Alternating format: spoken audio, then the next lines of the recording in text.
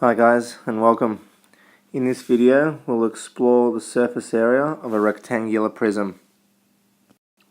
So we need to know what surface area is, and the surface area is the total or the sum of all the areas of the faces of a particular solid. I think the easiest way to calculate the surface area or the area on the outside is to draw its net and then calculate the individual faces. So what does a net of a rectangular prism look like? So if you cut that up and mash it all up and unravel it, what would it look like? So it would have 6 faces, 6 rectangles, but will have identical rectangles. So this particular one and that particular one would be the same.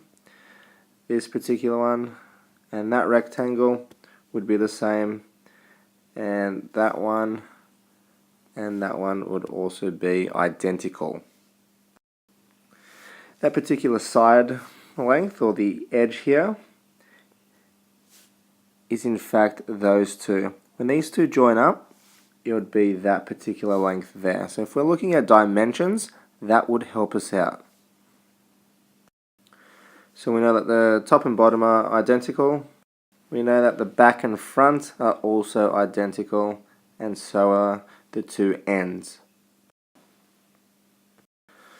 You'll notice this particular formula.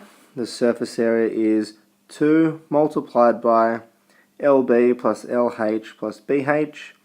You might see it represented as a surface area is 2LB plus 2LH plus 2BH.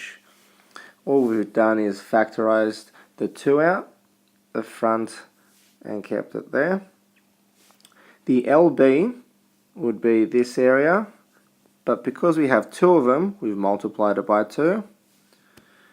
The area of LH is this part here, which is the top, and that is the bottom. There's 2 of them, so that's why we've multiplied it by 2. And we know that the ends are BH, so that's 1 BH, and there's another one making it 2 BH.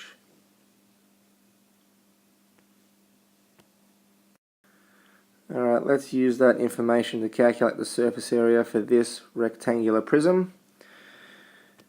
So we've got length, we've got breadth, and we've got height. It doesn't matter which one we call height or breadth, so we can have them in the reverse.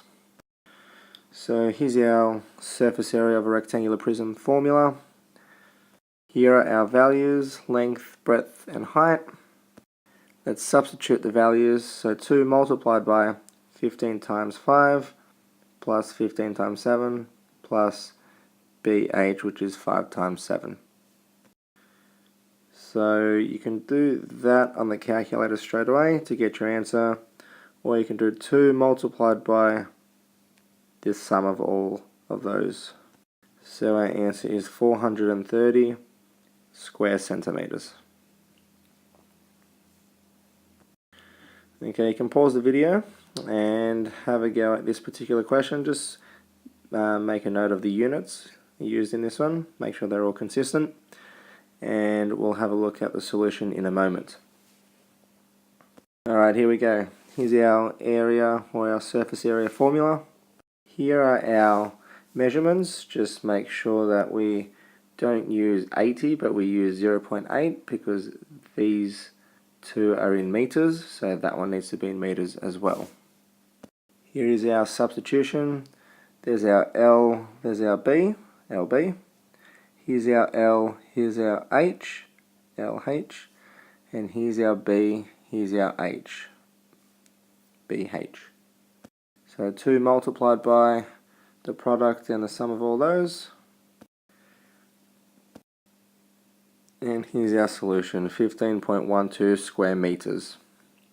So if we unraveled that rectangular prism, that's what we'll end up having, that space.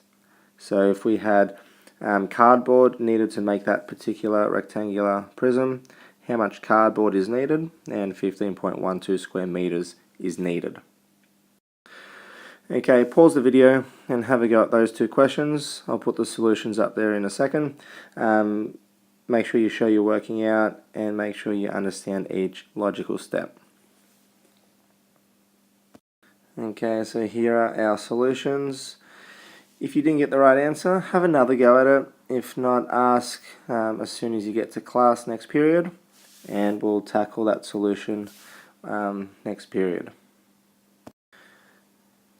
Just to go a little bit further, and if we had a cube with side length s, we know that the cube has 6 identical faces. Each face is a square, so if we knew that the area of one square is s squared, then you need to multiply that by the number of faces.